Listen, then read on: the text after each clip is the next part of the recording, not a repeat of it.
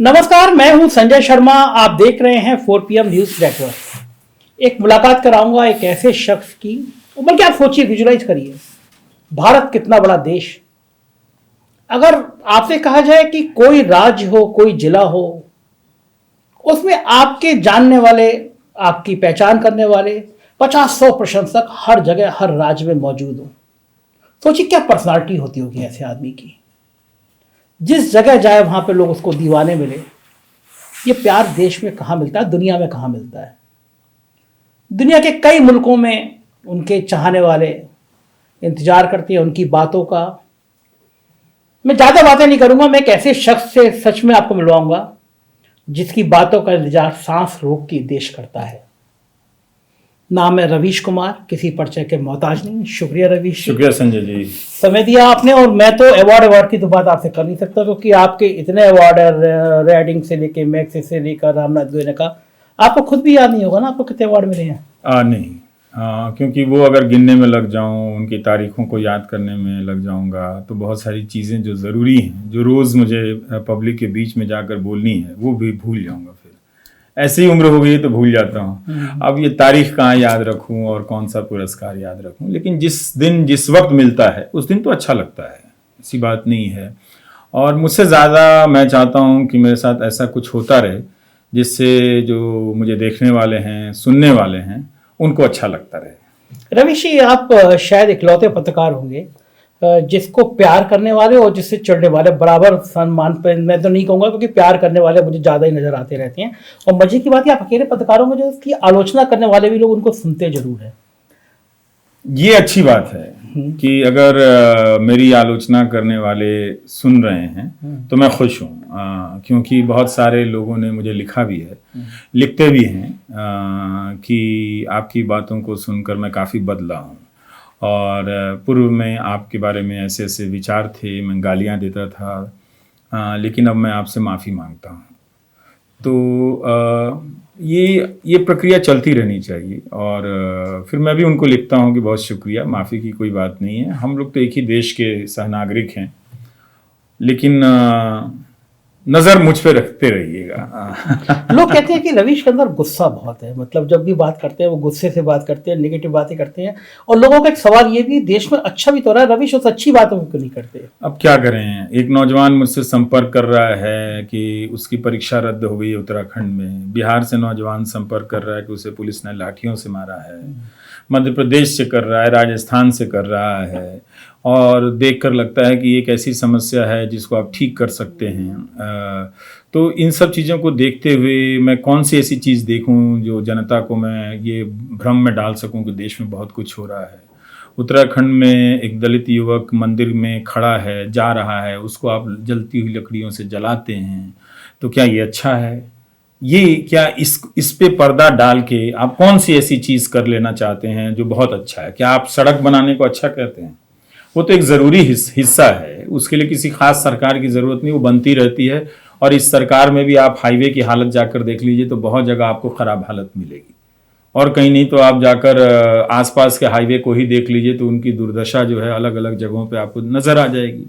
बहुत सारी सड़कें ख़राब मिलेंगी। तो अच्छी चीज़ें तो होती ही रहती हैं। एक सरकार के पास 1000 हाथ होते हैं, करोड़ों रुपए होते हैं, लाखों लोग काम करने वाले होते हैं, तो अच्छी चीज़ें होती रहती हैं। लेकिन जो वो सरकार नुकसान कर रही है, न्यायपालिका पर उपराष्ट्रपति जिनका रिकॉर्ड जब राज्यपाल थे बंगाल में तो वो किस तरह की भाषा का रिकॉर्ड था, वैसे रिकॉर्ड वाले व्यक्ति को आप उपराष्ट्रपति बनाते हैं, और फिर बनाने के बाद आप वो लगातार न्यायपालिका पर हमला कर रहे हैं।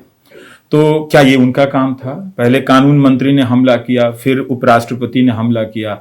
तो अगर न्यायपालिका की स्वतंत्रता समाप्त हो जाए, उसकी हैसियत खत्म कर दी जाए, उसके प्रति विश्वास आप कम कर दें, तो और एक हाईवे आप शहर में बना दें, एक नई संसद बना दें, संसद की बहुत खूबसूरत इमारत बना दें, और उसके बीच में आसपास में बहुत सारा मंदिर बना दें, तो आपको लगता है कि धर्म की मर्यादा स्थापित हो जाएगी?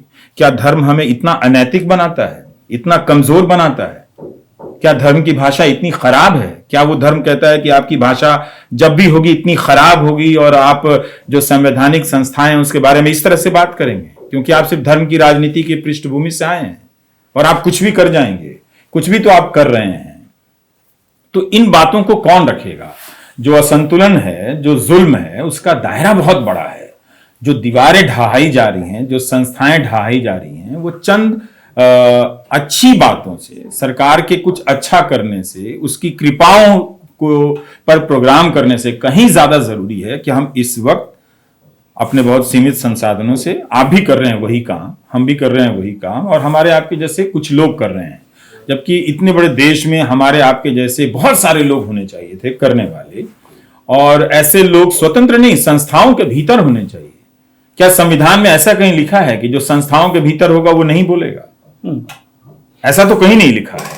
तो ये तो बताना जरूरी है। जो नुकसान हो रहा है, जो आघात हो रहा है हमारे वर्तमान पर, इतिहास को बदलने के नाम पर हमारे भविष्य पर, उसको तो आप संजय जी आप कम नहीं आंक सकते हैं। नहीं, ये बात और तो... चूंकि हम और आप एक ही व्यक्ति हैं, तो आप भारत के सभी राज्यों की कहानी, घटनाओं को आप कवर नहीं कर सकते, मैं कवर नहीं कर सकता। हम और आप अखबार का पन्ना तो नहीं है कि पहले से लेकर आखिरी तक आप 20 खबरों के साथ छप गए, लीजिए जी आ गया हमारा कोई 56 इंच वाला कुछ है, सीना नहीं है तो वो है, ये नहीं तो वो है, वो तो है नहीं।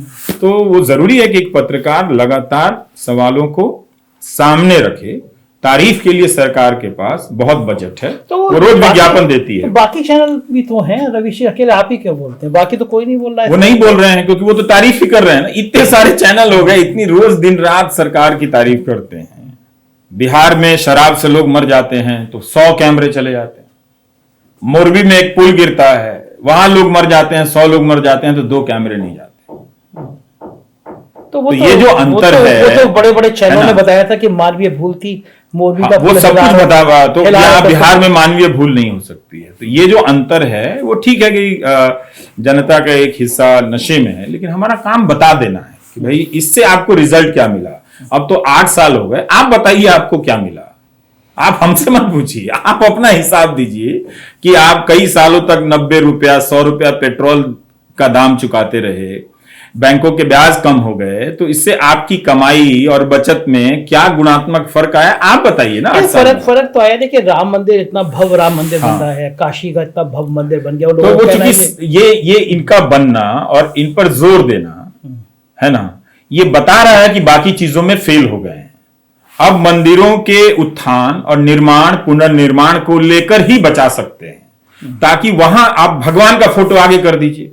तब आप वो क्यों आगे कर रहे हैं? इसलिए कि हमसे कोई जो मेरा मूल काम है उसे लेकर कोई सवाल ना पूछे।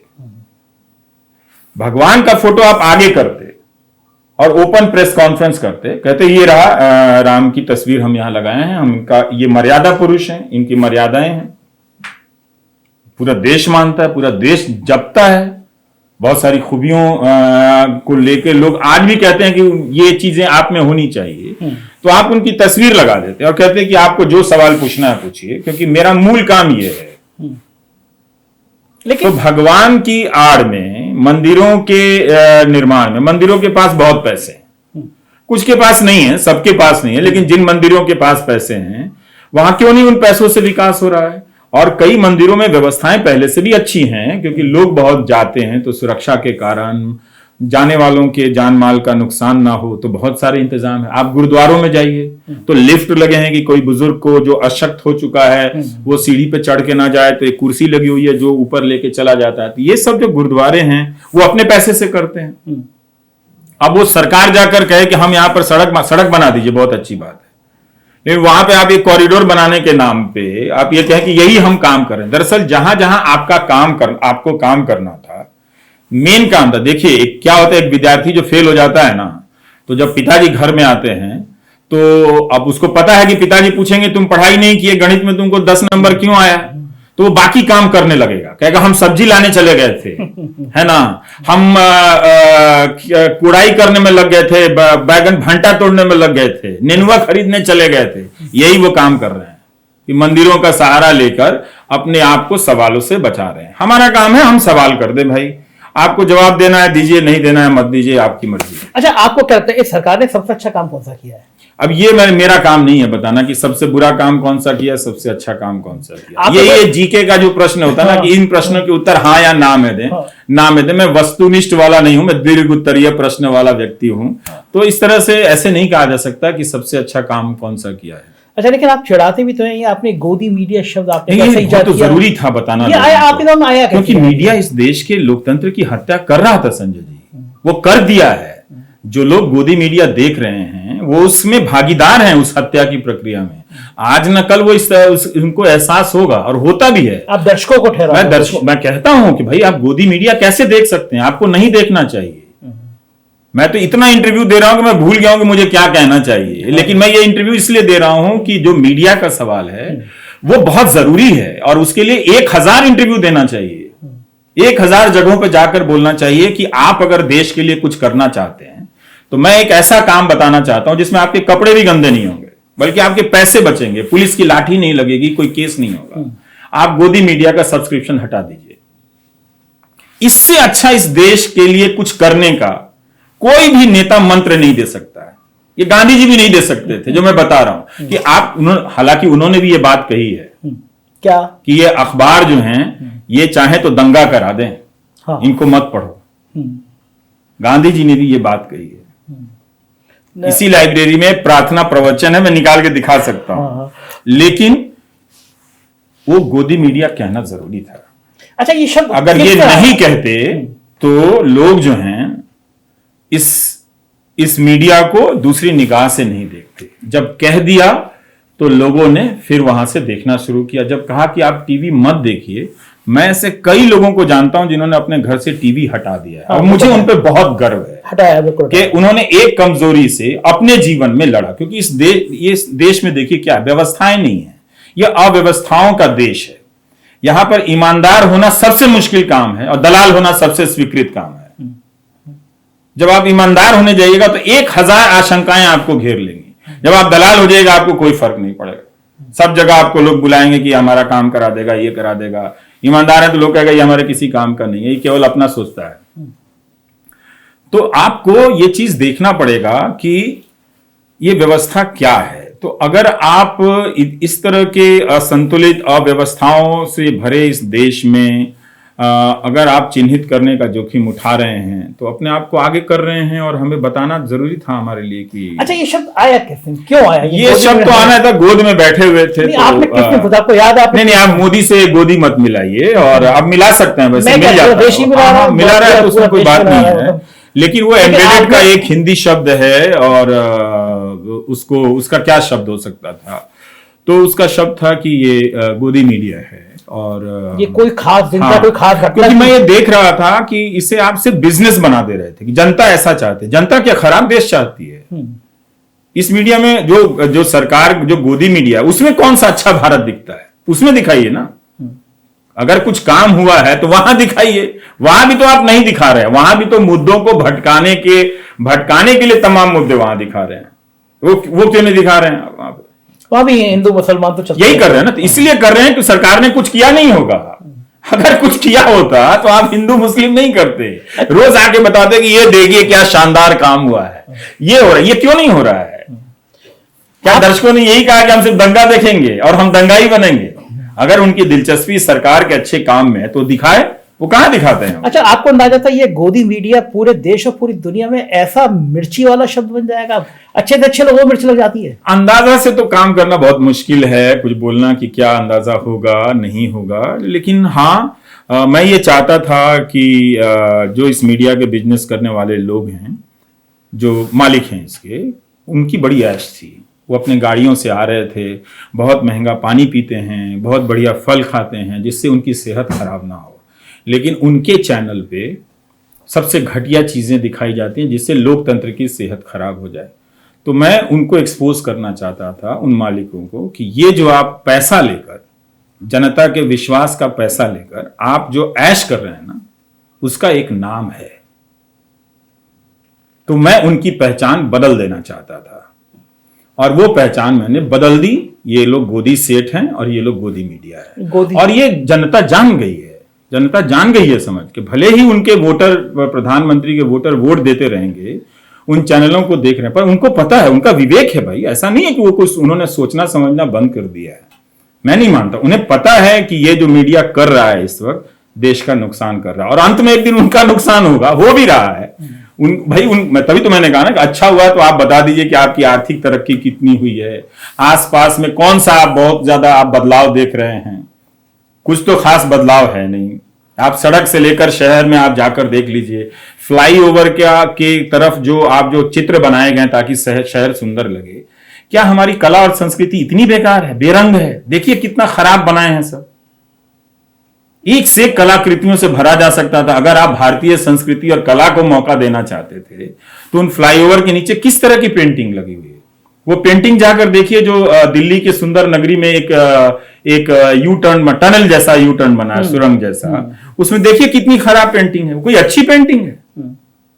तो आपका कोई बोध नहीं है, कोई एहसास नहीं है कि कला कितनी खूबसूरत चीज है। इस देश में साड़ियों पर देखिए ना कितनी सुंदर सुंदर आकृति, हाँ। केवल उन साड़ियों की छपाई या फ्लाईओवर और सुरंगों में कर देते तो अद्भुत रूप से सुंदर लगता। तो रवीश जी, आपके पास देश की हर समस्या के बारे में बातचीत है, तो फिर नहीं ऐसी बात लगभग आप प्राइम टाइम में जो बोलते हैं लगभग हर समस्या, तो जो भी समस्या आती है मैं उसके बारे में कम जानता हूं, इसलिए मैं ज्यादा पढ़ लेता हूं। तो आप पढ़ लेते हैं, तो ऐसा व्यक्ति को तो राजनीति में आना चाहिए, समस्या का निदान भी कर देगा वो आदमी आके। नहीं, ऐसे व्यक्ति को जहां है वहां भी रहना चाहिए, वहां के साथ वहां भी रहना चाहिए। ऐसा नहीं है।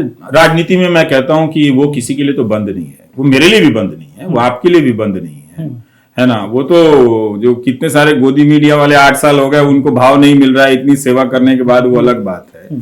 आना चाहिए राजनीति में, लेकिन ये तब आना चाहिए कि राजनीति को इसलिए नहीं समझ के आना चाहिए कि मैं लोकप्रिय हूं। जैसे भोजपुरी गाने के कई स्टार लोकप्रिय हैं, आगे राजनीति में कर कुछ नहीं पा रहे हैं, ना एक ढंग का भाषण है, ना एक ढंग का काम है कहीं पे भी, तो चले आ रहे हैं, तो वो कुछ उल्टा सीधा बोलना है, उसी के काम आ रहे हैं। तो पूरी भोजपुरी की जो मर्यादा है उसको आप और गिरा दे रहे हैं। हाँ, ठीक बात है ना, राजनीति में आकर।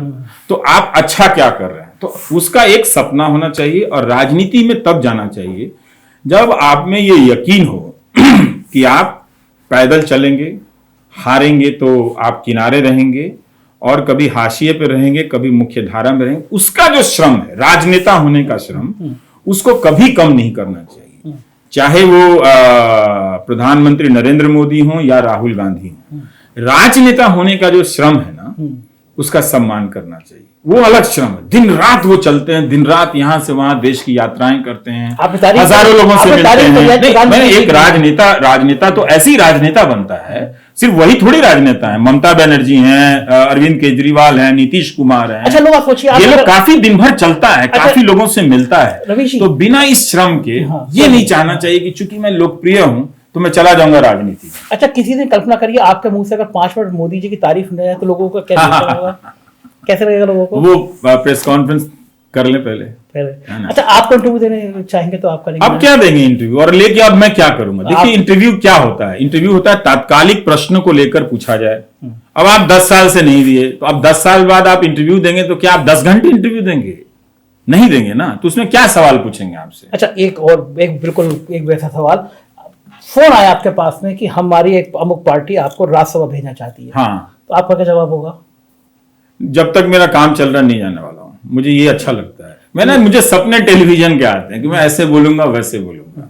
सांसद भी एक टेलीविजन तो चला ही सकता है, मतलब लेख लिखते हैं लोग, तमाम लोग लेख लिखते हैं, तो वो तो काम करते हैं। पता नहीं क्यों, कि मुझे भीतर से नहीं आता है। ये कुछ गोल मोल जवाब है, कुछ किसी गोल मोल जवाब आपको मना कर दूंगा, राज्यसभा नहीं जाएंगे आप? मना कर दूंगा। अच्छा, आपको अगर राजनीति अब मेरी सारी आजीविकाएं बंद कर देंगे, सारे चैनल बंद कर देंगे, तो मैं क्या करूंगा इसका मैं अंतिम जवाब तो नहीं दे सकता ना। कहाँ बंद कर देंगे इस समय? यूट्यूब अगर नहीं बंद करेंगे, अगर आप मुझे टीवी वाला बने रहने देंगे तो मैं बना रहूंगा। मैं यही बना रहना चाहता हूँ। यूट्यूब कहाँ? मुझे अच्छा लगता है लोगों से बात करना, उनकी समस्याओं को खूबसूरती से प्रेजेंट करना अच्छा लगता है। बहुत सारे मेरे दर्शक चाहते हैं कि मैं राजनीति में चला जाऊं, राज्यसभा में चला जाऊं, लोकसभा में चला जाऊं। मैं उनकी भावना का सम्मान करता हूं, तो वहां जो काम कर रहा हूं यहाँ यही कर रहा हूं। अब देखिए, जो राहुल गांधी तो सांसद हैं, वो कह रहे हैं कि संसद में बोलने नहीं दिया जा रहा, इसलिए वो सड़क पर चल रहे हैं। तो तो हम लोग तो उनसे पहले से सड़क पे हैं। बोल रहे हैं। आपने मेहनत का जिक्र किया, मुझे नहीं लगता कि देश में कोई पत्रकार इतनी रिसर्च करता होगा, इतने घंटे करता होगा। आप प्राइम टाइम में, बड़ा लकी हूं कि मैं उस जगह बैठा हुआ हूं जहां पे आपने सालों बैठ के प्राइम टाइम किया है।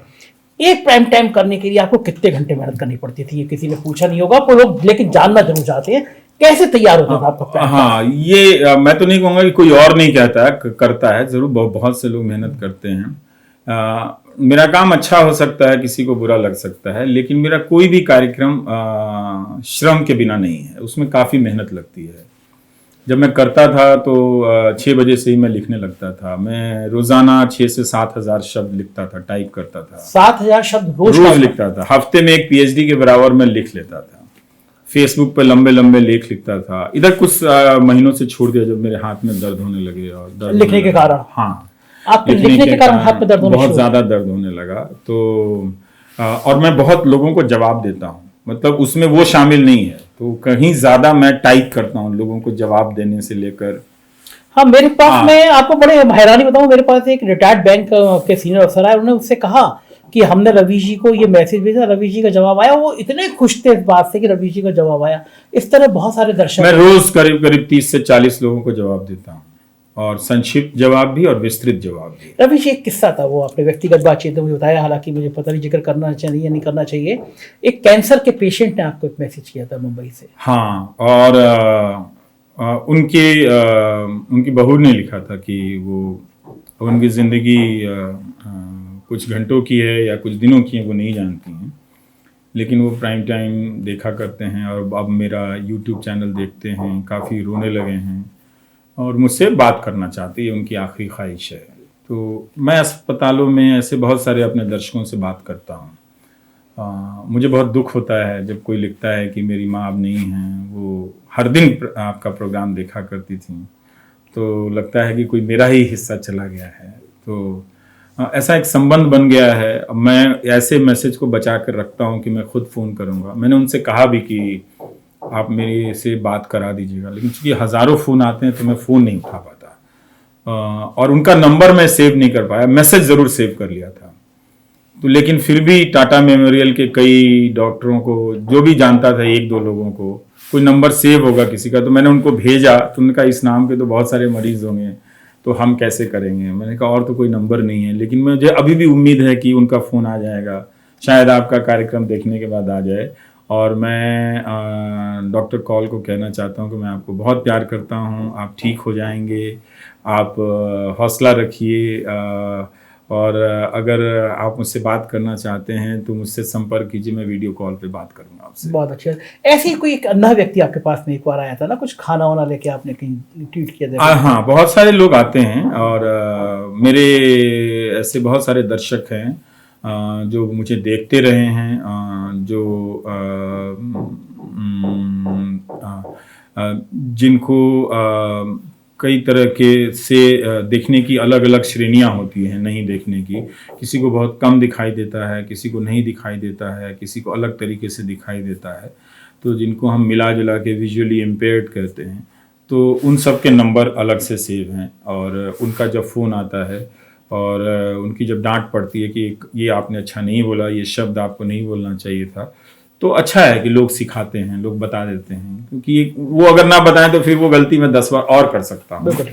तो ऐसे लोग हैं जो आ जाते हैं मिलने के लिए भी, और मैं मिलता भी हूँ। और बहुत कमाल के लोग हैं, मतलब वो लंबे लंबे पत्र भी लिखते हैं और उनको जवाब देना पड़ता है, संपर्क भी है। और मेरी ज़िंदगी जो है ऐसे दर्शकों से भरी पड़ी है, और मैं काफ़ी संतुष्ट रहता हूँ कि इतना बड़ा परिवार पूरे देश में मिला है।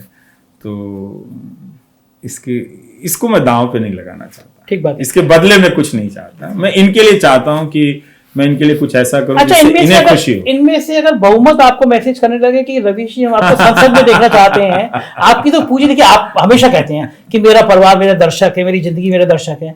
अगर दर्शकों का बड़ा समूह 80, अगर ये आप कैसे कह सकते हैं? वो अभी 80% नहीं कहेंगे, कुछ कहते हैं जरूर, अभी नहीं कहेंगे। लेकिन ये आप कैसे कर सकते हैं कि अगर लाखों लोग आपको ये मैसेज करने लगे तो कि वो आपका देश का संसद- हिस्सा है। मैं कहाँ कह रहा हूँ कि भाई वो देश का हिस्सा है संसद। मैं उसकी गरिमा को, इसके महत्व को नकार नहीं रहा हूँ। हाँ, लेकिन वो उन दर्शकों को अगर मांग होने लगे आपको वहां उन्हें जाना पता चाहिए। है कि मैं चुनाव में जाके मैं पैसे नहीं बांट सकता, मैं शराब नहीं बांट सकता, नहीं, मेरा और मैं सवाल झूठ नहीं बोल सकता। मेरा सवाल ये था, कोई पॉलिटिकल पार्टी आपको राज्यसभा नॉमिनेट करने के लिए कहे कि आप राज्यसभा आ जाए। और मान लीजिए मेरी चलिए, बात आप जो है इतना ये- पूछ रहे हैं तो ठीक है, मैं इंतजार कर लेता हूँ।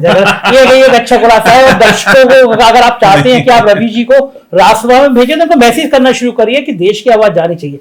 रवि जी लेकिन बहुत- आप देखिए राज्यसभा का सत्र कितना कम चलता है, और मैं अब जैसे ही मेरा इंतजाम सिस्टम ठीक ठाक हो जाएगा तो मैं ज्यादा बोलूंगा, उससे ज्यादा। हाँ। राज्यसभा में कितना कम बोलने को मिलेगा, सदन में सत्र नहीं चलता है, रवि तो जी, आप तो- यहाँ से रोज रवि बोलिए। जी, आप तो क्रांतिकारी वाले लोगों में से हैं। जब राज्यसभा के सदस्य हो जाएंगे तो राज्यसभा के गेट पे खड़े होकर बोला करेंगे, ये तो हम सब जानते हैं आपको।